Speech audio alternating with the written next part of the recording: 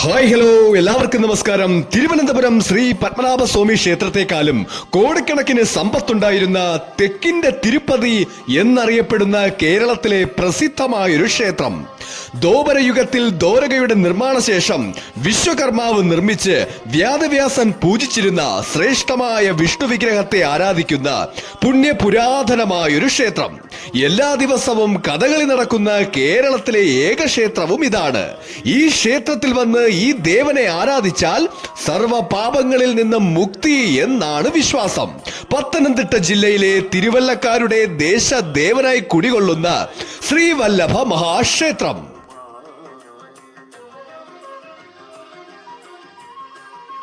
വിഷ്ണുവിന്റെ മറ്റൊരു പേരായ തിരുവല്ലഭൻ എന്നതിൽ നിന്നാണ് തിരുവല്ല എന്ന പേരുണ്ടായത്. ശ്രീവല്ലഭപുരമെന്നും ഈ സ്ഥലം അറിയപ്പെട്ടിരുന്നു. ദ്വാപരയുഗത്തിന്റെ അവസാനത്തിൽ ശ്രീകൃഷ്ണസ്വാമിയുടെ സ്വർഗാരോഹണ ശേഷം ദ്വാരക സമുദ്രത്തിൽ മുങ്ങിയപ്പോൾ ശ്രേഷ്ഠമായ ഈ വിഗ്രഹം ഗരുഡന് ലഭിക്കുകയും ഗരുഡൻ ഈ വിഗ്രഹത്തെ വരാനിരിക്കുന്ന കലിയുഗത്തിൽ മനുഷ്യർക്ക് പൂജിക്കുന്നതിനുമായി സുരക്ഷിതമായി രമണഗത്യു എന്ന സ്ഥലത്ത് കൊണ്ടുപോയി വർഷങ്ങളോളം പൂജിക്കുകയും ചെയ്തു. അതിനുശേഷം നേത്രാവതി നദിയിലെ ഭദ്രം എന്ന കയത്തിൽ വിഗ്രഹം നിക്ഷേപിക്കുകയും ചെയ്തു. അങ്ങനെ കാലങ്ങൾ കഴിഞ്ഞ് ഒരു ചേര രാജാവിന് ഗരുഡൻ ബ്രാഹ്മണ വേഷത്തിൽ സ്വപ്ന ദർശനം നൽകുകയാണ്. നേത്രാവതി നദിയിൽ ഒരു വിഷ്ണു വിഗ്രഹം കിടക്കുകയാണെന്നും അതെടുത്ത് ചക്രപുരത്ത് കൊണ്ടുപോയി പ്രതിഷ്ഠിച്ച് ആരാധിക്കൂ എന്ന് സ്വപ്ന ദർശനം നൽകുകയും ചെയ്തു.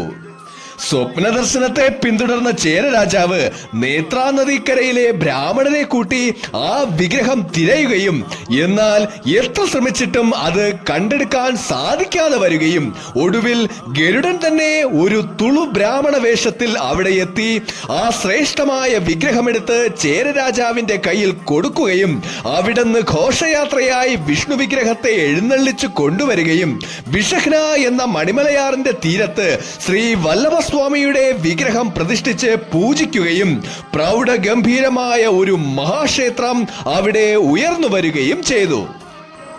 ഈ ക്ഷേത്രം അനിഴം തിരുനാൾ മാർത്താണ്ഡവർമ്മയുടെ ഭരണകാലത്തിന് മുൻപ് വരെ കേരളത്തിലെ തന്നെ ഏറ്റവും കൂടുതൽ സമ്പത്തുണ്ടായിരുന്ന ഒരു മഹാക്ഷേത്രമാണ്. 1752 അനിഴം തിരുനാൾ മാർത്താണ്ഡവർമ്മ ക്ഷേത്രം പിടിച്ചെടുക്കുകയും കോടിക്കണക്കിന് ക്ഷേത്ര വസ്തുക്കൾ തിരുവനന്തപുരത്തേക്ക് കൊണ്ടുവരികയും ചെയ്തു. തിരുവല്ല ക്ഷേത്രഭരണം നൂറ്റാണ്ടുകളോളം നടത്തിയിരുന്നത് പത്തില്ലത്തിൽ പോറ്റിമാരായിരുന്നു.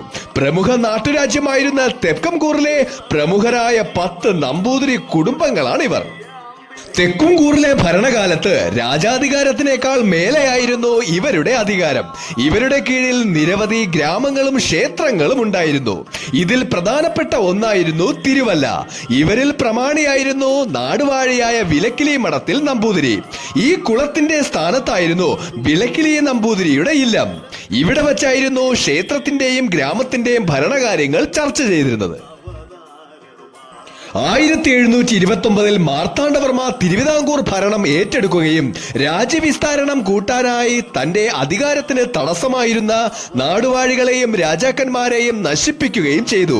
രാജാവിന്റെ പ്രധാന എതിരാളികളായിരുന്നു തെക്കംകൂറും കായംകുളവും.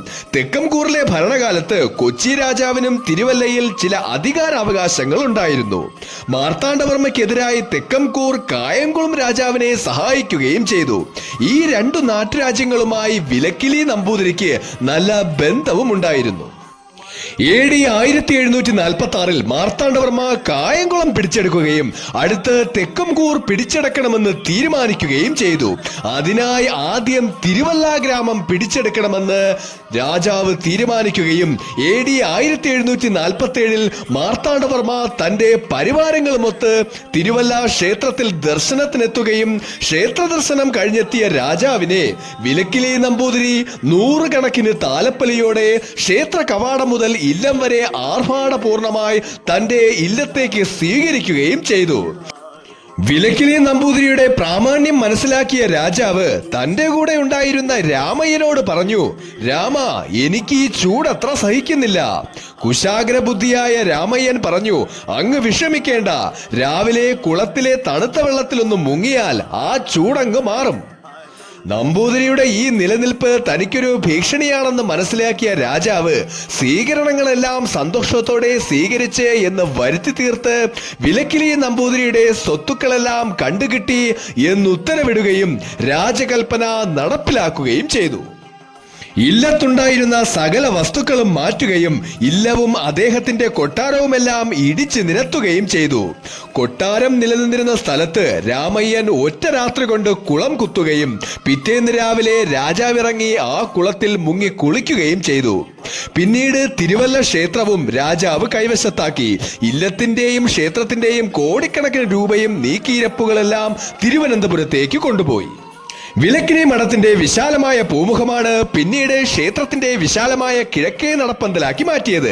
ആ മഠത്തിലെ പൂമുഖത്തുണ്ടായിരുന്ന മനോഹരമായ അനന്തശയന വിഗ്രഹം ആനക്കൊട്ടിലിൽ സ്ഥാപിച്ചിരിക്കുന്നു.